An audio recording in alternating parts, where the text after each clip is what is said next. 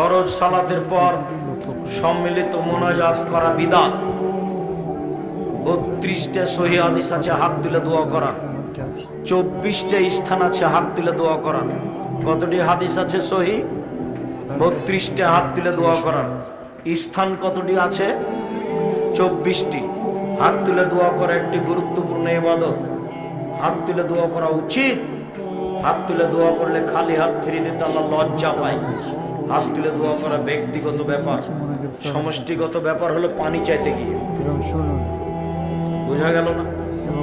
এই মাটিতে মাওলানা সিস মোহাম্মদ ইস্তিসকার জন্য তৃতীয় যেদিন দাঁড়ালেন মিম্বারে, সেদিন আকাশে মেঘ দেখা গেল। 3 দিনে আমি ছিলাম। মাওলানা সিস মোহাম্মদ সাহেব একটা সাদা চাদর গায়ে দিয়ে এসে ইমামের স্থানে দাঁড়ালেন। দীর্ঘ সময় ধরে হাত তুলে দোয়া করলেন।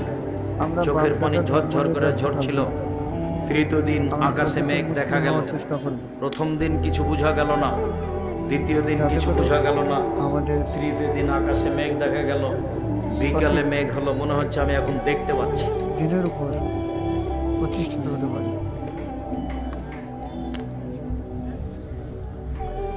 হাত তুলে দোয়া করা উচিত, ব্যক্তিগত ব্যাপার, যেখানে তার মন চায়। কবরের কাছে হোক, মায়ের জন্য হোক, নিজের জন্য হোক, এখন হোক, রাতে হোক, দিনে হোক,